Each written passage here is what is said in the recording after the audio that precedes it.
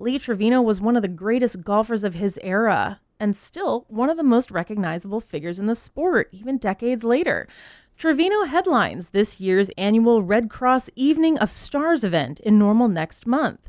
Trevino tells WGLT's Eric Stock he's always admired the Red Cross for their life-saving work. I was in the Marine Corps for 4 years, so listen, I'm used to that Red Cross on the automobiles and the trucks and whatever. And it was so funny because it was when you really look at all the work that they do, the blood drives and helping people with homes and food. You know, one of the most important things in the world, people don't really realize when you have a hurricane or something that's really dreadful.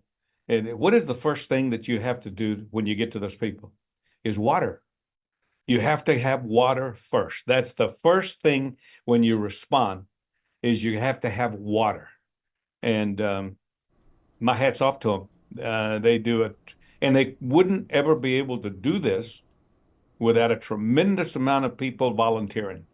The volunteers that they have is tremendous, tremendous. Indeed. Yeah. You know, I was looking at the lineup of all the stars that they've had before, and they've had no golfers before. And I'm sure you got some golfers in the community somewhere. We got some great stories for them. We got some great stories. Oh, we have a few, and I do want to talk golf with you. First, though, I want to know what broadly your message is for the folks of Bloomington Normal at this Evening of Stars event.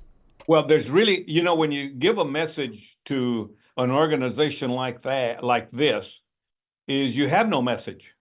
What you do is you encourage them and you tell them to keep doing what they're doing because they're doing a hell of a job. And without them, we'd be in a lot of trouble. I imagine that there are a lot of amateur golfers in this area who are wondering, how can I be the next Lee Trevino? What do you tell them? Don't do it.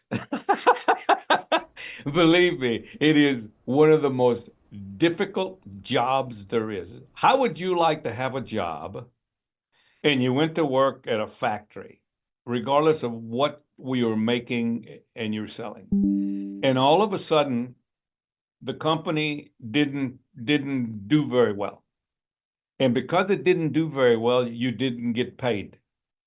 You did all that work and didn't get paid.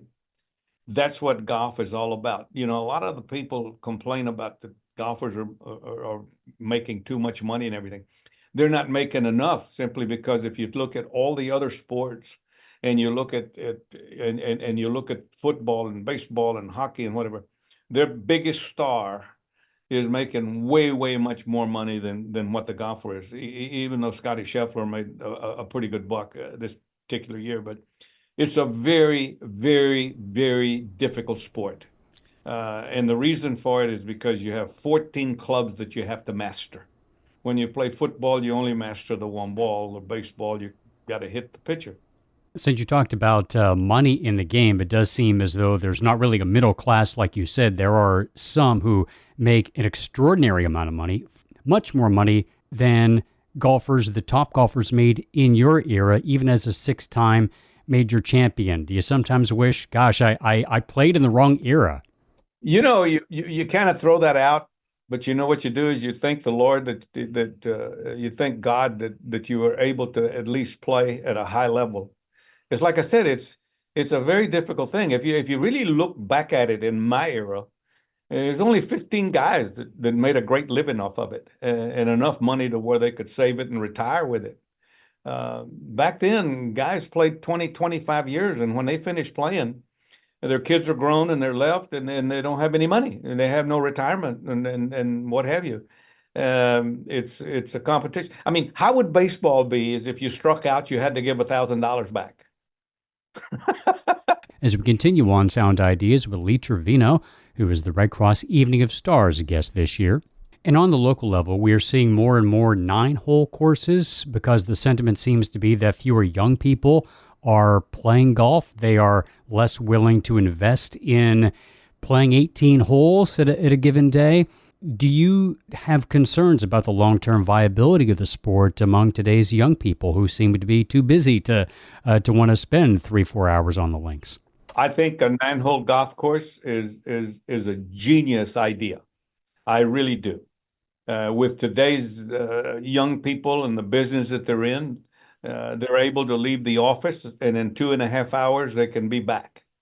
If you go out and you play 18 holes, and then you have lunch, it's an all-day affair, or it's an all-afternoon affair.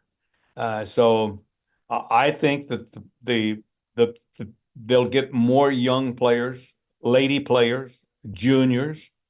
That's the thing that we need. I think that we need more than 9-hole golf courses. It actually started, up around Boston in 4 holes back in about 1887. They had 4 holes around a windmill, and that's where it started. Then it went to 6 holes, and then it went to 9 holes, and then somebody says, we're going to 18 holes. Now they have 36 holes. Well, the developers figured out that they could put more houses on a 36-hole golf course than they could a 9. So that's just what they did. Yeah, I think it's a big sport. Golf is a big sport. Yeah, and it's growing. It's growing every day.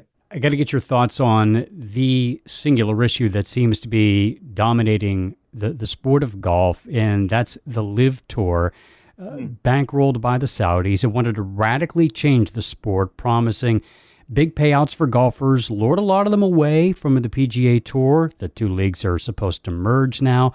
Or what would you have done if there was a LIV Tour when you were playing?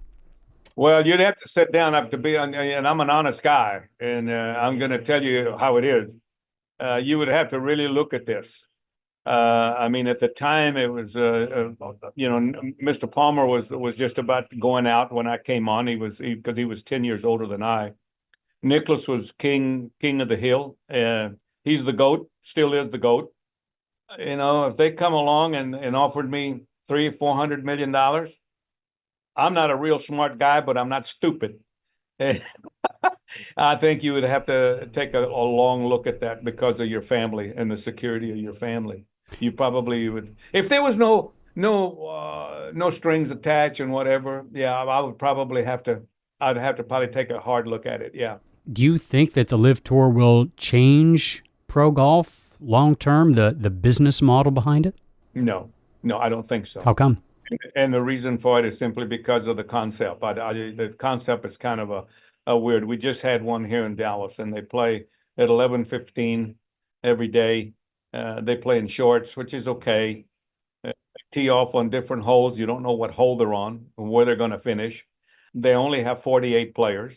The difficulty with the LIV Tour is enticing the stars to come there.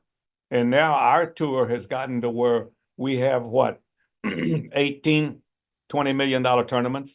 I mean, Scotty Scheffler won $62 million this year. He's the best. In other words, he's number one. So I think that where the LIV is going to have its problems is getting superstars. That is going to be the problem. That was golf legend Lee Trevino speaking with WGLT's Eric Stock. The Evening of Stars is October 24th at ISU's Brown Ballroom at the Bone Student Center. The event is the Red Cross's largest annual fundraiser. It helps support the agency's disaster response, blood donation, and help for military members and their families.